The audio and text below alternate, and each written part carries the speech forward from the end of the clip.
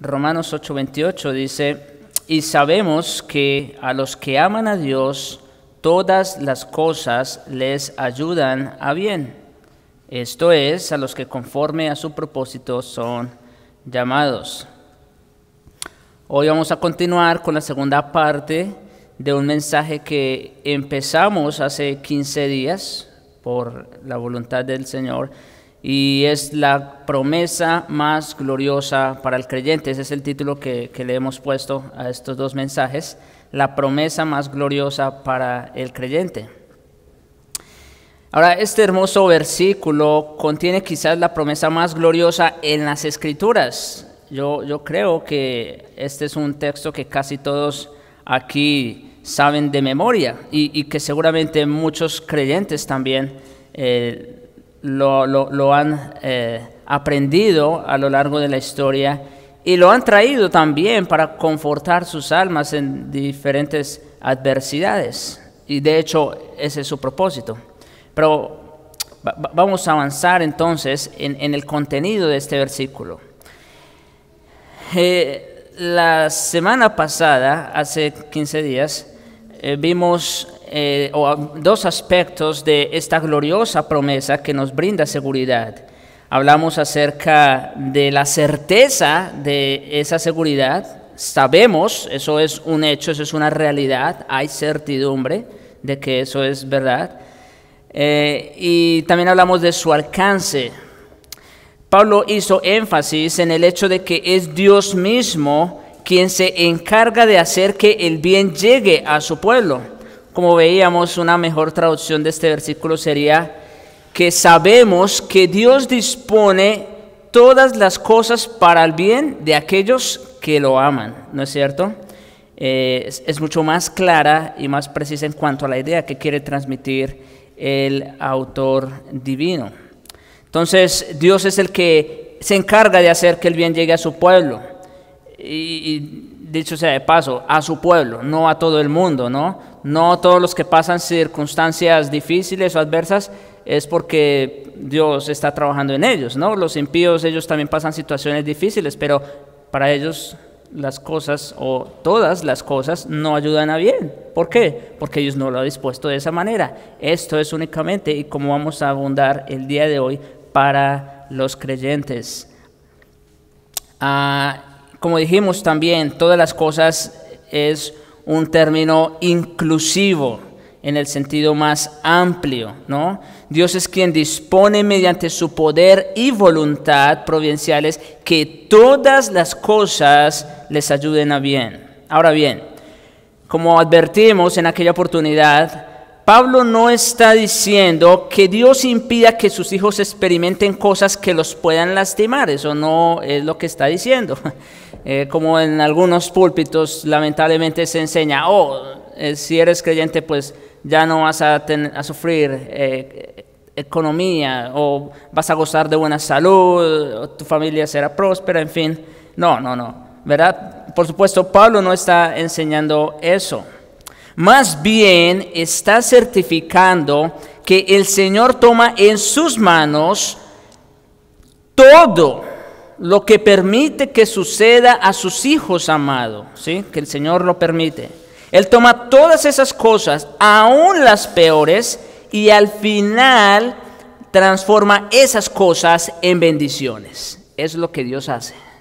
Que Dios toma todas las circunstancias, todos los elementos, todas las cosas, de tal manera que aunque sean difíciles, van a obrar en nuestro bien. Sin importar qué suceda en nuestra vida mientras seamos sus hijos, la providencia de Dios va a utilizarlo todo para nuestro beneficio temporal, así como eterno. Y esto también nos debe alentar, ¿no?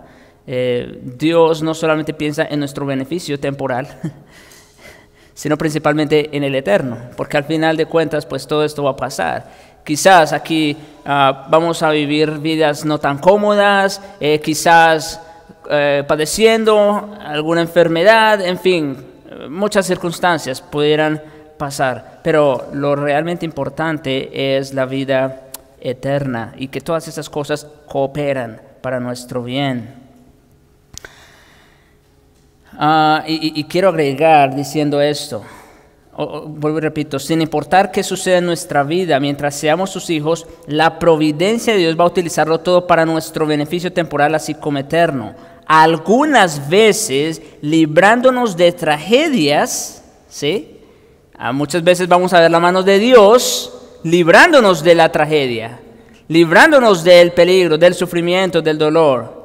Y otras veces enviándonos a atravesarlas con el fin de acercarnos más a Él, lo cual representa nuestro bien supremo. Así que al final de cuentas, no importa lo que le pase, lo que le suceda al creyente, esta debe ser nuestra seguridad, todo es para nuestro bien. Esa es una gran noticia. Por eso el título del sermón, la promesa más grande para el creyente. Nada puede ser para nuestro mal, ¿no? Ni las adversidades. Todo es para nuestro bien. ¿Para el bien de quiénes? Ya dijimos, de los creyentes. Ahora, hace 15 días hablamos de las cosas buenas que resultaban para nuestro bien y hablamos también de un sentido negativo del sufrimiento, cómo el sufrimiento nos ayuda a nuestro bien. Hoy rápidamente vamos a tocar dos cosas más que ayudan para el bien del creyente. Y una de ellas es la tentación. La tentación. Dios usa el mal de la tentación para traer bien a su pueblo. Interesante. Así como el sufrimiento no es bueno en sí mismo, lo vimos, la tentación tampoco lo es, por supuesto. Y no obstante, como sucede con el sufrimiento, el Señor es capaz de utilizar la tentación para nuestro beneficio. El Señor va a utilizar la tentación. La tentación debería llevarnos, por ejemplo, a nuestras rodillas en oración y obligarnos a rogar a Dios por fortaleza para resistir. Cuando un verdadero creyente se ve de frente a la tentación, ¿cuál debería ser su reacción? Rogar en ese mismo momento, ir a postrarse de rodillas y ir a la presencia de Dios para rogar por fortaleza. Señor, tú sabes que yo no puedo por mí mismo resistir a esta tentación. Es más allá de lo que yo puedo, pero tú has prometido que no me vas a mandar nada que no pueda resistir o soportar. Dame la fortaleza. Cuando un animal, como ilustración, cuando un animal ve a un predador, sale corriendo o volando tan rápido como pueda para encontrar un lugar seguro. Esa debería ser la reacción de los cristianos cada vez que se ven confrontados por la tentación. En lugar de quedarse allí razonando con la tentación, lo cual fue, dicho sea de paso, lo que le pasó a Eva cuando entró en discusión con la serpiente. En realidad lo que ella hizo fue razonar con Satanás. Y bueno, créanme, la Biblia lo dice y nuestra experiencia también, nunca vamos a ganar así, nunca vamos a ganar así. ¿Qué es lo que tenemos que hacer? Correr, huir. El creyente piadoso corre y huye pidiendo ayuda al Señor para obtener dicha protección. Bien sea que el diablo se acerque a nosotros como un león rugiente o como un ángel de luz, si estamos bien adiestrados en la palabra de Dios, podemos reconocer sus seducciones malignas como lo que son en realidad. Malignas, perversas. Pero esto ¿cómo viene? Solamente, y haciendo énfasis, a través de la comunión con el Señor y el estudio de su palabra. Mire cómo es el Salmo 119:11. En mi corazón he guardado tus dichos para no pecar contra ti. ¿Qué era lo que el salmista guardaba o atesoraba en su corazón para no pecar contra Dios? La palabra de Dios, eso mismo.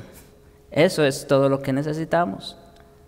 Dios también puede hacer que la tentación obre para nuestro bien, usándola para devastar el orgullo espiritual. Esto también es interesante, llama mucho la atención.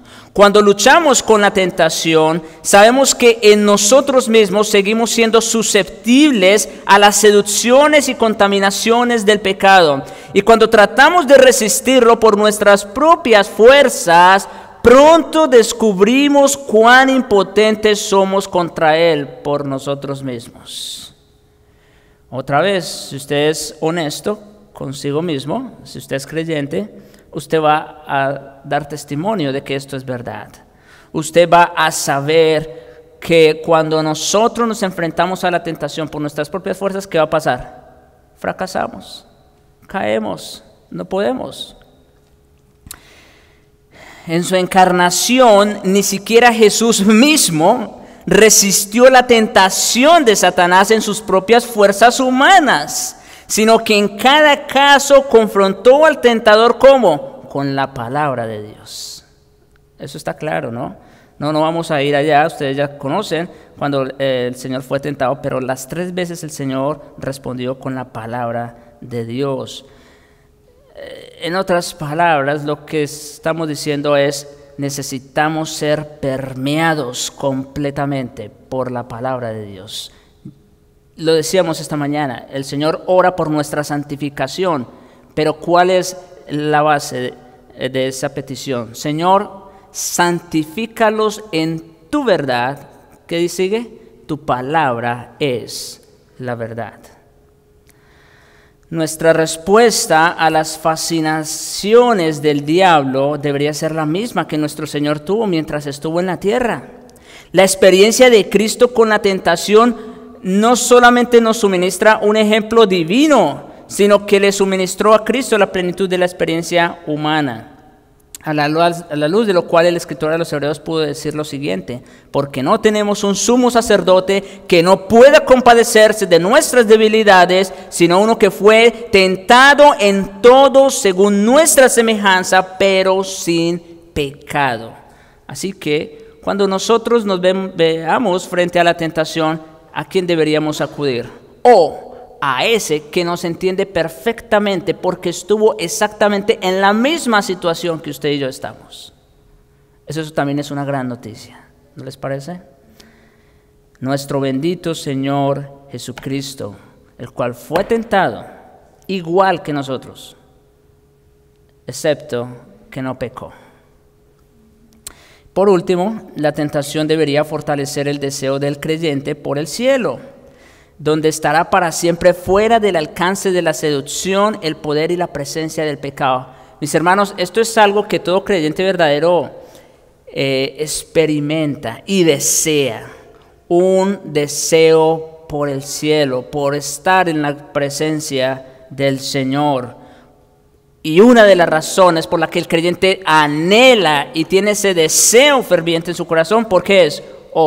Porque sabe que allí va a estar fuera del alcance de las tentaciones. Cuando exclamamos con frustración, ¿quién me librará de este cuerpo de muerte? Como Pablo, también podemos proclamar con él: gracias doy a Dios por Jesucristo, Señor nuestro. Así que yo mismo con la mente sirvo a la ley de Dios, más con la carne a la ley del pecado.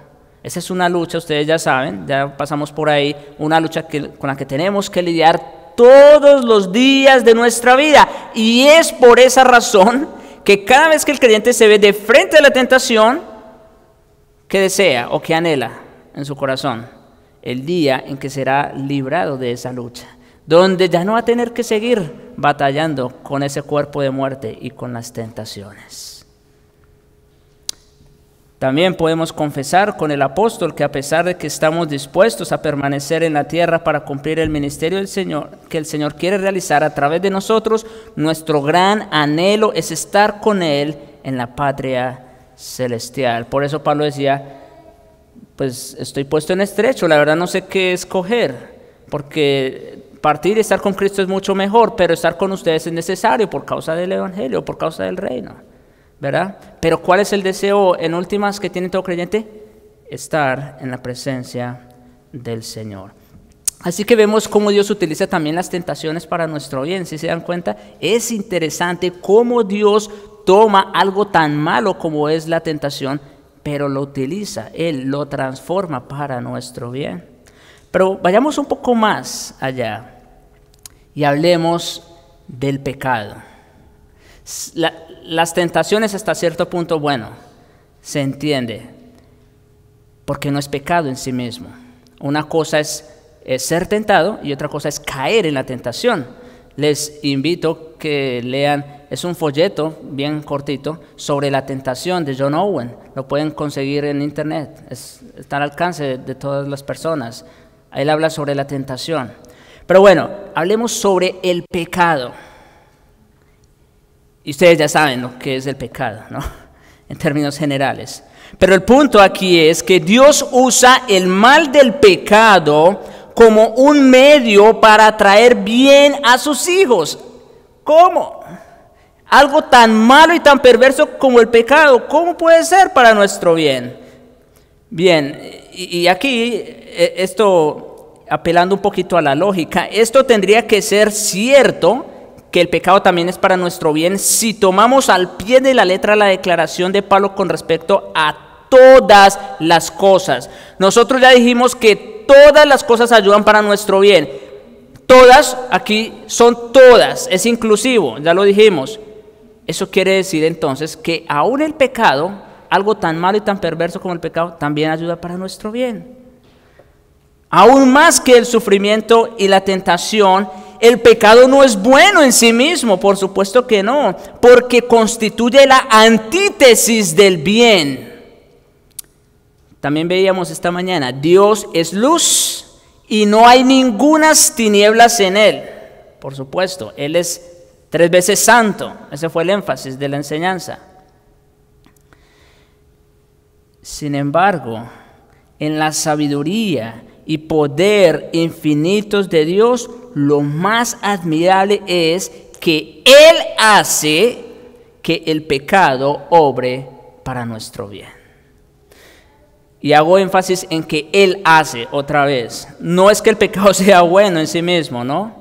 O nos traiga bien, pero Dios hace o lo transforma para nuestro bien. Por supuesto, resulta de gran importancia reconocer que Dios no utiliza el pecado para bien en el sentido de que sea un instrumento de justicia. Por supuesto que el pecado nunca va a ser un instrumento de justicia. Esa sería de las más grandes contradicciones. El Señor usa el pecado para traer bien a sus hijos, prevaleciendo sobre él, cancelando sus consecuencias malignas normales y sustituyéndolas de manera milagrosa por sus beneficios. Esto es algo sumamente asombroso. Escuchen a José alentando a sus hermanos ante la terrible culpa que se cernía sobre sus conciencias por causa de su pecado. Ustedes recuerdan, en Génesis 50, Jacob ha muerto y entonces sus hermanos se ven como, vamos a decir, débiles ante la presencia de José y dicen, nuestro padre ya murió, ahora este va a tomar venganza de nosotros. Quizás no lo hizo por respeto a nuestro padre, pero ahora que ya no está él, ¿qué va a hacer de nosotros? Y mire lo que dice José, Génesis 50, versos 19 y 20. No temáis, ¿acaso estoy yo en lugar de Dios? Esto es importante. José, y él sabiendo lo que habían hecho sus hermanos con él, José no se puso como juez. Mi papá no está, ahora sí ustedes me la van a pagar. No, esa no fue la actitud, ¿no es cierto? Lejos de eso, dice, ¿acaso estoy yo en lugar de Dios? Y mire cómo sigue, vosotros pensasteis mal contra mí. José no los está descargando de su pecado, dicho sea de paso. José no les está diciendo, miren, no pasó nada, tranquilos. No está diciendo eso, pero mire lo que dice, vosotros pensasteis mal contra mí, ustedes pecaron, eso es verdad. Mas Dios lo encaminó a bien. ¡Wow! Esto es algo increíble que llama sumamente la atención. ¿cómo puede ser que algo tan malvado y tan perverso como lo que hicieron los hermanos de José haya resultado en un bien? Dios en su sabiduría y en su poder puede usar aún las peores cosas para el bien de sus hijos. Mire cómo sigue. Dios lo encaminó para bien, para hacer lo que vemos hoy, para mantener en vida a mucho pueblo. Pregunta, ¿dejó de ser pecado lo que hicieron los hermanos de José? No, por supuesto que no. Ellos fueron responsables y sufrieron por el pecado. Pero Dios lo transformó para un bien mayor. Dios puede hacer incluso que nuestros propios pecados obren para bien de nosotros. ¿Cómo? Los pecados de un creyente son tan malignos como los de cualquier incrédulo.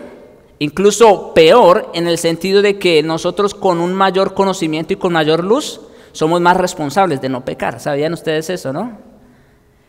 Los pecados del mundo son asquerosos, malignos, perversos.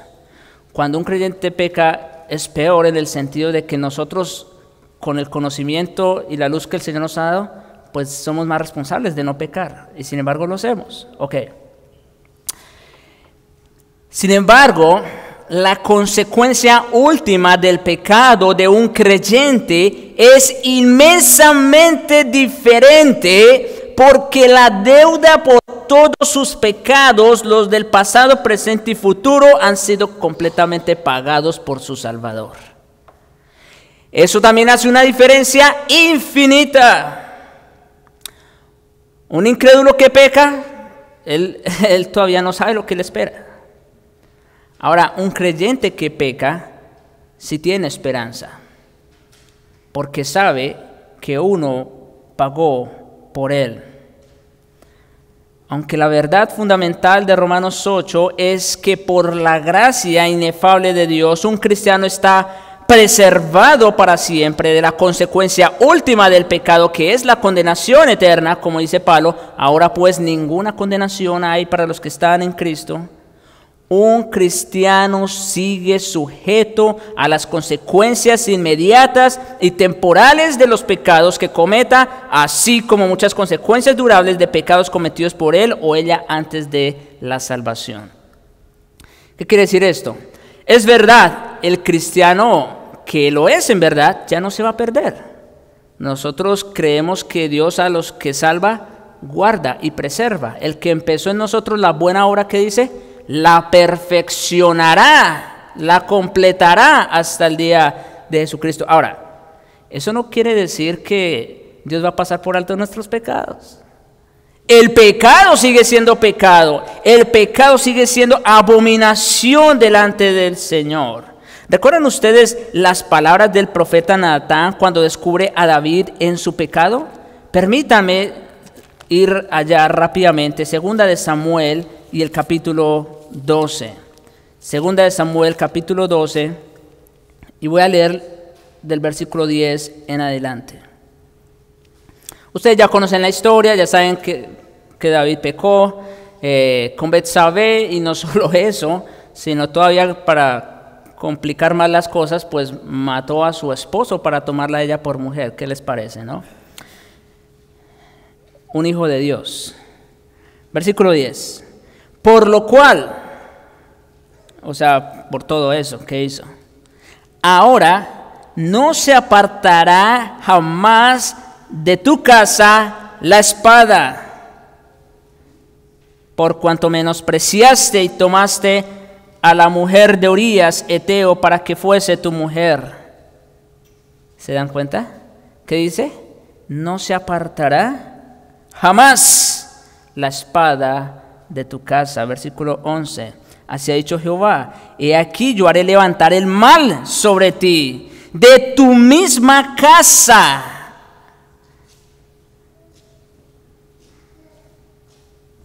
Y tomaré tus mujeres delante de tus ojos y las daré a tu prójimo, el cual yacerá con tus mujeres a la vista del sol. Wow, qué fuerte, ¿no? Porque tú lo hiciste en secreto, mas yo haré esto delante de todo Israel y a pleno sol. Es decir, le costó a David su pecado, ¿no les parece? Definitivamente. Y ya uno leyendo la historia se da cuenta cuánto sufrió David.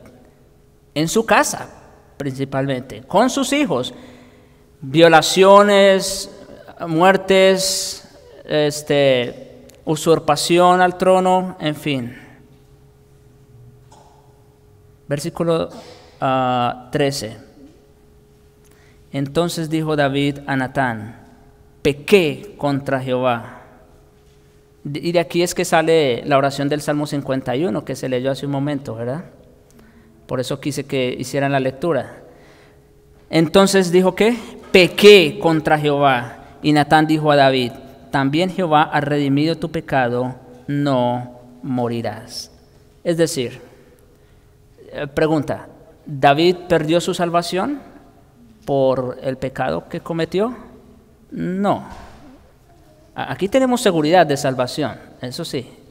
Sin embargo, Dios, que es santo, no podía pasar por alto el pecado de su Hijo. Y por eso sufrió todo lo que sufrió.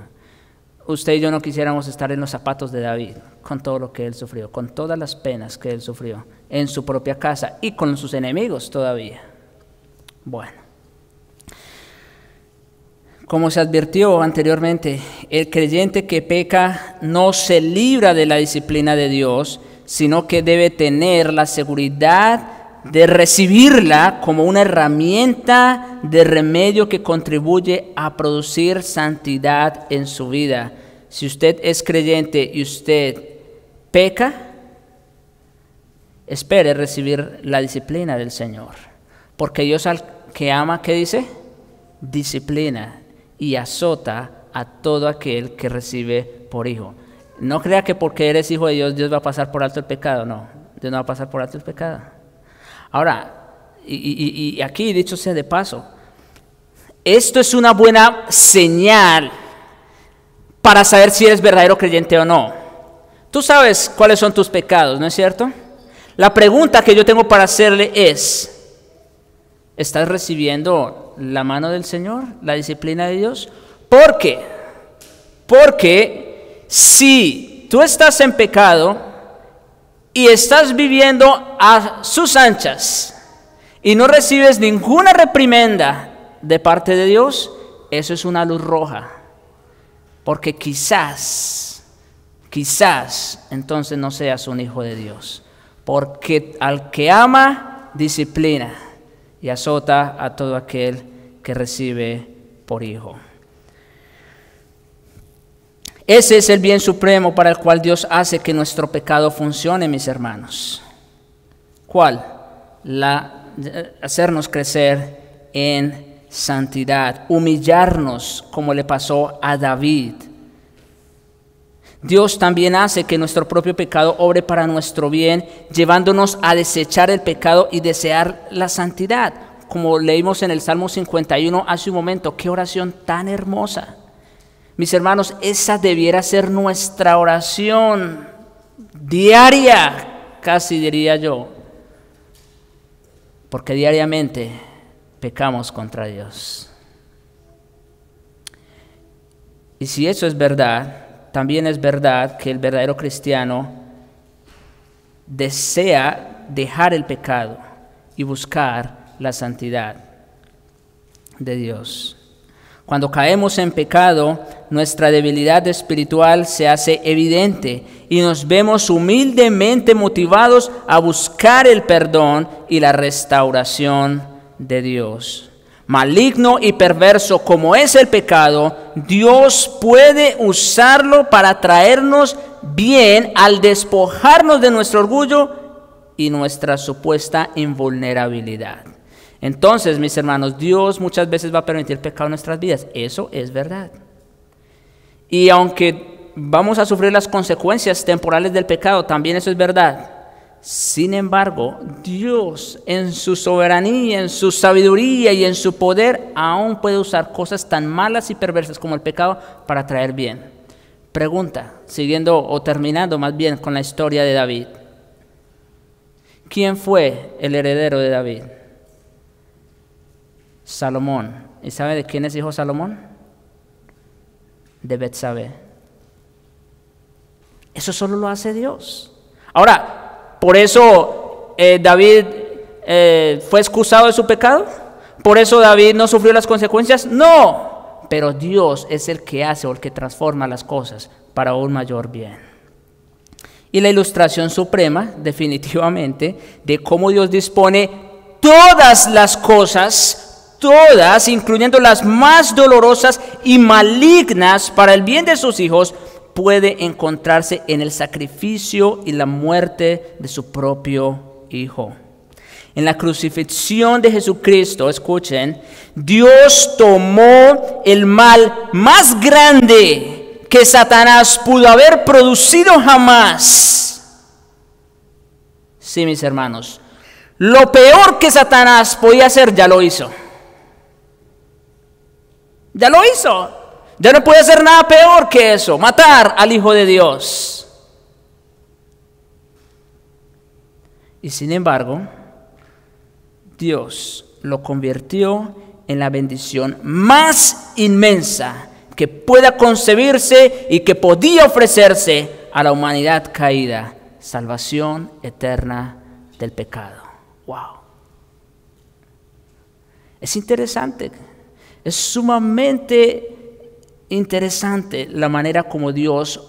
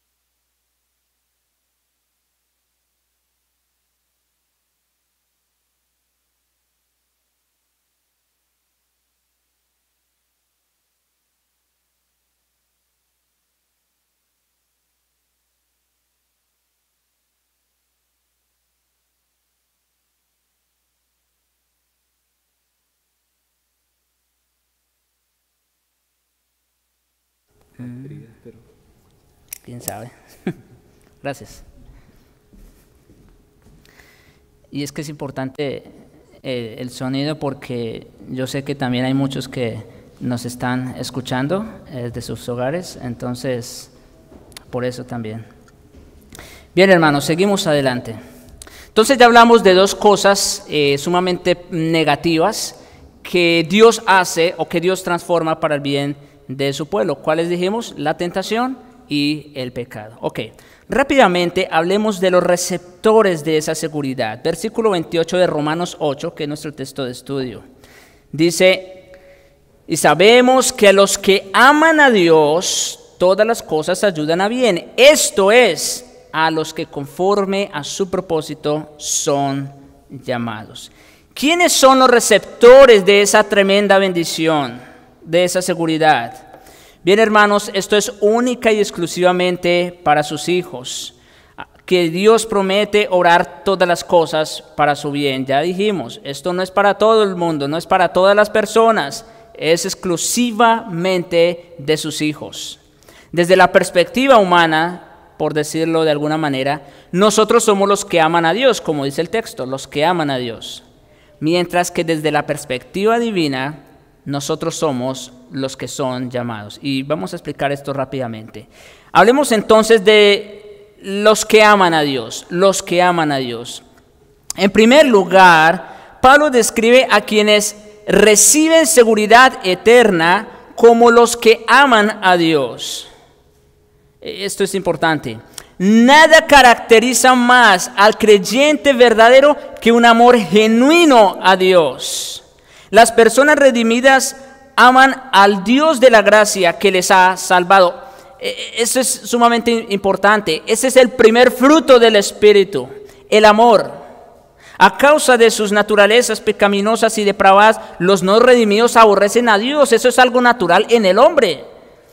Aunque ellos no lo digan con su boca, en su corazón ellos odian a Dios. Por eso no quieren saber nada de Cristo. ¿Por qué? Porque ellos en su corazón quieren vivir a sus anchas y no quieren tener nada que ver con Dios, con este Dios que es santo. Ellos aborrecen a Dios por naturaleza, sin importar qué clase de argumentos puedan tener para alegar lo contrario. Cuando Dios hizo su pacto con Israel a través de Moisés, dejó muy clara la distinción entre los que le aman y los que le aborrecen. Miren conmigo en Éxodo 20, versículos 5 y 6. Dice allí el escritor, Dios, quien fue el que dio el mandamiento: no te inclinarás a ellas, a las imágenes, está hablando de las imágenes, ni las honrarás. ¿Por qué? Porque yo soy Jehová tu Dios, fuerte, celoso, que visito la maldad de los padres sobre los hijos hasta la tercera y cuarta generación de los que me aborrecen. Aquí tenemos entonces a un grupo de personas. ¿Quiénes? Pues los que practican la maldad, ¿verdad? O los que aborrecen a Dios, como dice aquí el texto, de los que me aborrecen. Y, en segundo lugar, hago misericordia a millares. ¿A quiénes? A los que me aman y guardan mis mandamientos. Aquí tenemos el segundo grupo de personas. Solamente hay dos clases de personas en toda la raza humana. ¿Quiénes? Los que aborrecen a Dios y no están dispuestos a obedecerle, y los que lo aman a Él. Punto. No hay más grupos de personas. Ante los ojos de Dios existen únicamente dos categorías de seres humanos: los que le aman y los que le aborrecen. Y Jesús, a eso se estaba refiriendo nuestro Señor cuando dijo: el que no es conmigo, contra mí es. Punto. Esto es, como les digo, algo bien importante, porque es el primer fruto del Espíritu en un creyente: el amor verdadero. El Nuevo Testamento es igualmente claro en el sentido de que quienes pertenecen a Dios le aman. Antes bien, como está escrito en 1 Corintios 2:9, Pablo recordó: cosas que ojo no vio, ni oído yo, ni han subido el corazón de hombre, son las que Dios ha preparado. ¿Para quiénes? Para los que le aman. Y más adelante en esa misma carta declaró 8:3: si alguno ama a Dios, es conocido por Él. Y Pablo se refiere también a los cristianos en Efesios 6:24 como los que aman a nuestro Señor Jesucristo con amor inalterable. Estamos hablando entonces de que el amor verdadero, el amor cristiano, es la marca más importante de un verdadero creyente. El amor inalterable, el amor genuino. La salvación verdadera produce gente que ama a Dios, porque el amor de Dios, como dice Pablo en Romanos 5:5, ha sido derramado, vertido. Eso significa, ha sido vertido en nuestros corazones por el Espíritu Santo que nos fue dado. Dicho sea de paso, ninguno puede decir que tiene al Espíritu de Dios en él si no ama a Dios. ¿Por qué? Porque junto con el Espíritu, o más bien con el Espíritu Santo que nos ha sido derramado, también fue derramado el amor de Dios en nuestros corazones. ¿Y cuál es el primer fruto, la primera evidencia de que eres verdadero creyente? Pues eso, que amas a Dios. No puede ser de otra manera. Por supuesto, nosotros no amamos a Cristo de una manera tan completa como deberíamos, debido a que todavía somos imperfectos y tenemos algo de contaminación pecaminosa por el hombre viejo.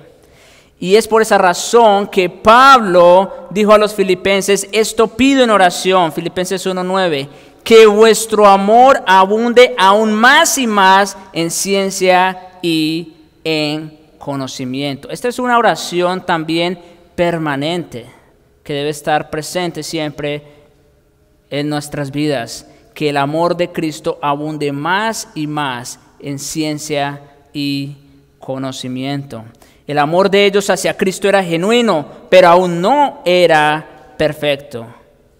Y eso es algo de lo cual tenemos que ser conscientes. Ahora bien, rápidamente solo quiero mencionar, porque no hay tiempo para abundar, quiero mencionar algunas características del amor verdadero. Porque estamos hablando que ¿quiénes son los receptores de esta gran bendición? Los que aman a Dios. Sí, pero explíqueme por favor ¿cuáles son esas características esenciales de alguien que ama a Dios? Ok, permítame ir rápidamente. En primer lugar, el amor a Dios se relaciona mucho con el perdón, porque el creyente redimido no puede evitar ser agradecido por el perdón y la gracia de Dios sobre su vida. Cuando aquella mujer pecadora, la cual sin lugar a dudas era una prostituta, lavó y enjugó los pies de Jesús en la casa del fariseo, el Señor explicó a su escamado anfitrión de que ella expresó gran amor debido a que a ella había sido perdonado con grandes pecados. Es cuando el Señor dice, al que mucho se le perdona, mucho ama. Al que poco se le perdona, poco ama. Explicando por qué esta mujer estaba allí hincada en sus pies y enjugándolos con un perfume. Entonces, en primer lugar, el amor es fruto del perdón. En segundo lugar, el amor a Dios se caracteriza por un anhelo ferviente de comunión personal con el Señor. Ese era el deseo que llevaba a los salmistas a proclamar como el siervo, Salmo 42, como el siervo brama por las corrientes de las aguas, así clama por ti, oh Dios, el alma mía. Pregunta, ¿ese es nuestro deseo? ¿Continuamente?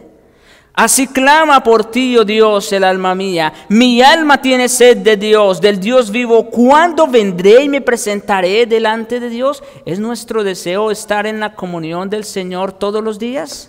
¿Es nuestro deseo estar en la comunión con Dios y con nuestros hermanos aquí el domingo?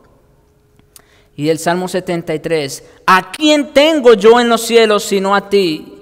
Y escuchen esta frase, y fuera de ti nada deseo en la tierra. Wow, qué oración tan genuina, ¿no es cierto? Que viene de lo más profundo del corazón. Fuera de ti, ¿qué dice? Nada. Claro, no quiere decir que no, por ejemplo, un joven que no desee una esposa o que no desee tener un buen trabajo o una buena casa, no. Pero el punto aquí es que todas esas cosas, vamos a decir, que son buenas en sí mismas, puestas en una balanza al lado de Dios, caen por su propio peso.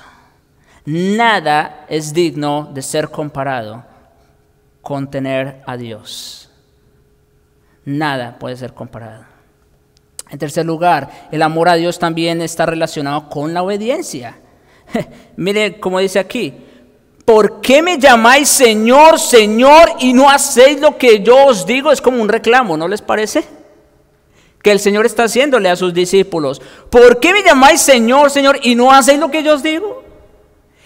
En aquel día muchos me dirán, Señor, Señor, en tu nombre hicimos esto, aquello, profetizamos.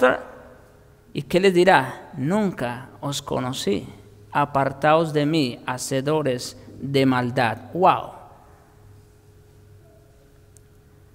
El corazón que desobedece con obstinación es un corazón que no cree ni ama. Este es otro rasgo distintivo de un verdadero creyente. La obediencia a Dios. Puesto que el amor de Cristo nos constriñe, como dice Pablo, su palabra también nos constriñe y controla nuestra vida. ¿Es así? Vamos reflexionando, ¿no? En nuestro propio interior, si esto es una realidad en nosotros, es la idea. Mire cómo dice el Señor en Juan 15:14, vosotros sois mis amigos si hacéis lo que yo os mando. ¿Quieres saber si eres amigo de Cristo? Oh, eso está muy fácil de saber. ¿Obedeces a Cristo? El que tiene mis mandamientos y los guarda, dijo Jesús, este es el que me ama. En cuarto lugar, quienes tienen un amor genuino hacia Dios se caracterizan por amar las cosas que Dios ama. Y conocemos lo que Él ama a través de su palabra. Mire cómo el Salmo 119, bueno, en muchos versículos, yo solamente voy a traer 3, cómo se expresa en cuanto al amor por aquellas cosas que Dios ama. Versículo 72. Mejor me es la ley de tu boca que millares de oro y plata. ¿Es verdad eso?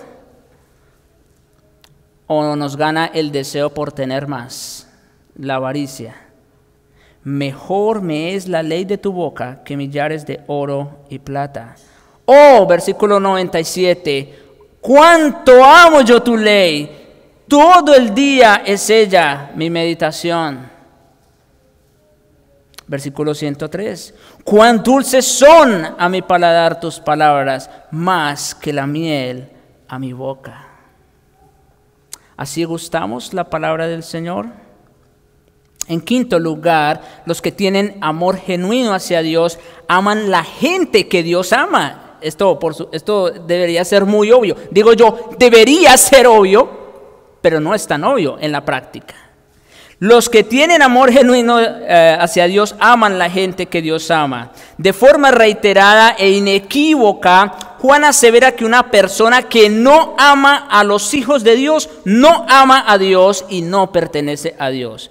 Mire cómo dice 1 Juan 3:14. Nosotros sabemos, o igual a la expresión que estamos usando en Romanos 8:28, podemos estar seguros, convencidos, que hemos pasado de muerte a vida. ¿Cómo? En que amamos a los hermanos. ¿Quieres saber si has pasado de muerte a vida? Fácil. ¿Amas a tu hermano? El que no ama a su hermano permanece en muerte. Y más adelante, todavía de una forma más enérgica, Juan dice lo siguiente, capítulo 4, versículos 20 y 21. Si alguno dice, yo amo a Dios, escuchen esto, si alguno dice, yo amo a Dios y aborrece a su hermano, ¿qué dice? Es mentiroso. Mira, tú puedes decir con tu boca lo que quieras, que los amas y los abraces y les des besos, pero, escuche esto.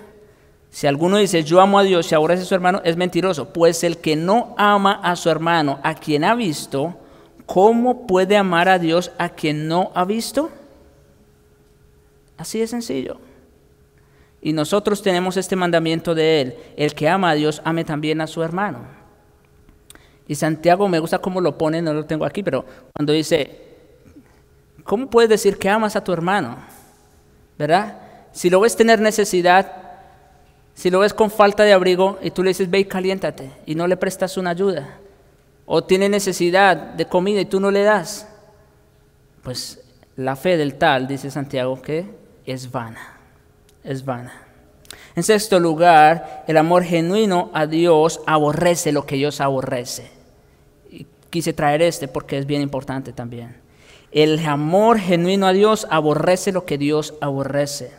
El amor que es conforme al temor de Dios no puede tolerar la maldad. Así de claro y llano como puede sonar. El amor a Dios no puede tolerar la maldad, el pecado.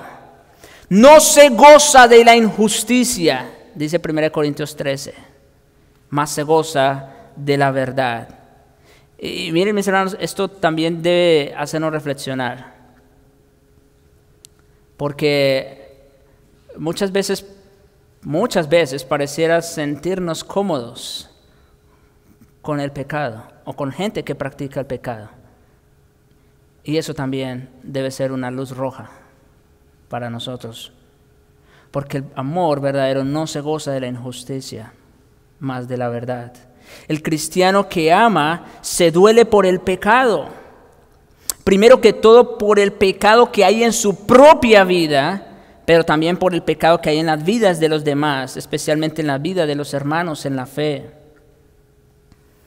Cuando el canto del gallo le recordó a Pedro la infalible predicción de su Señor, que dice, él lloró amargamente por su negación de Cristo. Se dio cuenta de cuánta maldad había en él. Y cuando se dio cuenta de eso, ¿qué dice? Lloró amargamente. Por otra parte, también una aclaración dentro de este mismo punto. Amar al mundo y las cosas del mundo equivale a amar lo que Dios aborrece, y por ende Juan da esta solemne advertencia: si alguno ama al mundo, el amor del Padre no está en él. Punto. Otra vez, esto nos debe invitar a evaluarnos en dónde está nuestra confianza, en dónde está puesta nuestra seguridad, nuestros afectos, nuestro deseo. ¿Está pues nuestra esperanza? ¿Está puesta en las cosas de este mundo? ¿Tanto peleamos por las cosas de este mundo? ¿Qué nos vamos a llevar de aquí?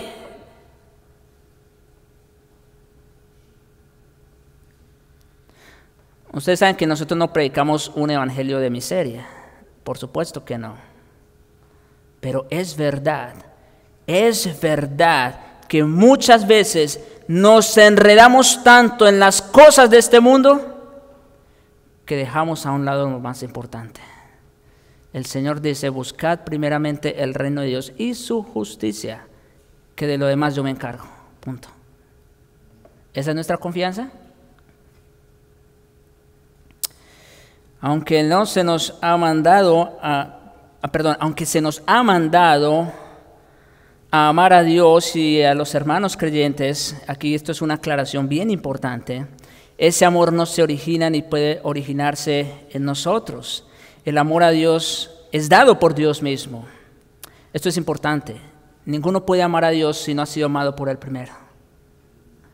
1 Juan 4:7, el amor es de Dios. Y luego dice: en esto consiste el amor, no en que nosotros hayamos amado a Dios, sino en que Él nos amó a nosotros, y no solo lo dice, lo demostró y envió a su Hijo en propiciación por nuestros pecados. Solamente aquellos que han sido objeto del amor, de la gracia de Dios, estos pueden amar verdaderamente a Dios. Mientras tanto, no vas a poderlo amar. Y esto es una invitación para todos aquellos que aún no están en Cristo. Nosotros estamos en capacidad de amar por la única razón de que Dios nos amó primero a nosotros. Ahora, rápidamente, también el texto dice: aquellos que son llamados. Bien, Pablo describe a aquellos que reciben seguridad eterna como los que son llamados. Así como nuestro amor se origina en Dios, sucede lo mismo con nuestro llamado para pertenecer a su familia celestial. En todo sentido, la iniciativa y la provisión para la salvación vienen de parte de Dios. En su estado caído y pecaminoso, los hombres solamente son capaces de odiar a Dios. Ya eso yo creo que quedó claro. Porque sin importar qué puedan pensar, siguen siendo sus enemigos.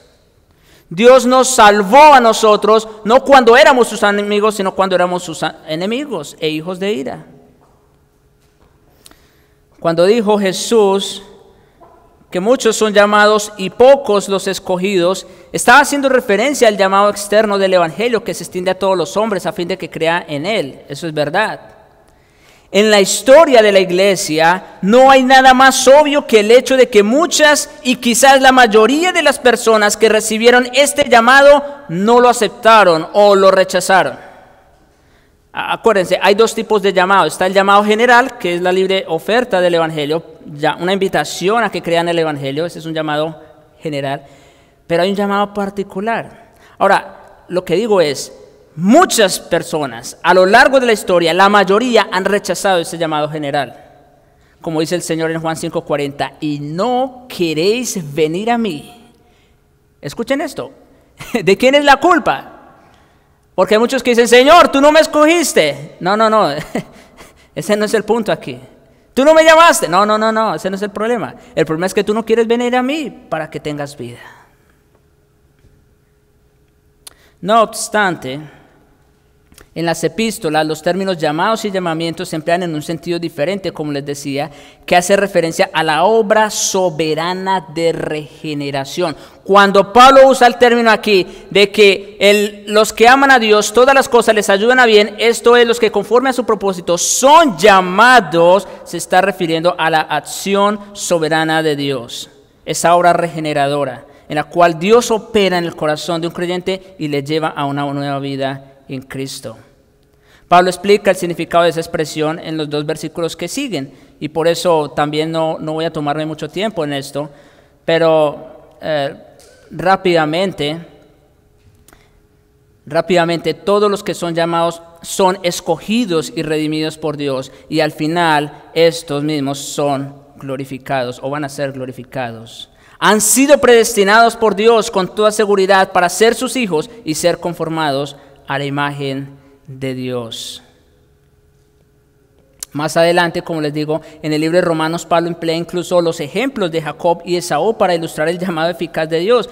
Y me llama mucho rápidamente la atención Romanos 9, cuando dice, pues no habían ni aún nacido, hablando de Jacob y Esaú, dice, no habían ni aún nacido, ni había hecho ni bien ni mal, para que el propósito de Dios conforme a la elección permaneciese, no por las obras, sino por el que llama. Estamos hablando del llamamiento eficaz. Se le dijo a Isaac, el mayor servirá al menor. Perdón, el mayor servirá al menor, como está escrito, a Jacob amé, mas a Esaú aborrecí. Punto. Es decir, este llamamiento de parte de Dios es eficaz en todos aquellos a quienes Dios se ha propuesto salvar. Aunque la fe humana es algo imperativo para la salvación, es todavía más imperativo el hecho de que Dios en su gracia tome la iniciativa para proveer la salvación. Jesús declaró de forma categórica en Juan 6:65, ninguno puede venir a mí si no le fuere dado del Padre. Así que todos aquellos que van a Cristo es porque son llamados por el Padre. La elección de Dios no solamente precede a la elección del hombre, sino que la hace segura y efectiva la elección del hombre. Todo, como dice también Juan 6:37, todo lo que el Padre me da, vendrá a mí. Y el que a mí viene, no le echo fuera. ¿Qué quiere decir esto? Que todo aquel que el Padre ha escogido para salvación y que ha sido llamado por Él, ¿cuál va a ser la respuesta de esa persona? Vendrá, sí o sí, vendrá a Cristo. Y el que a mí viene, ¿qué dice? De ningún modo le echo fuera. Y otra vez, no tienes que preguntar, es una pregunta necia que muchos hacen, ¿y cómo sé yo si soy escogido? ¿Cómo sé yo si he sido llamado por Dios? No, esa no es una pregunta que debas hacerte, esa es una pregunta mal dirigida o mal enfocada. Todo lo que tienes que hacer es ir a Cristo, corre a Cristo, como dice aquí, el que a mí viene, no le echo fuera. Si tú vas a Cristo por la fe, puedes tener la certidumbre de que entonces Dios te escogió para salvación. Eso es lo que debes hacer, correr a Jesucristo. Vamos a orar.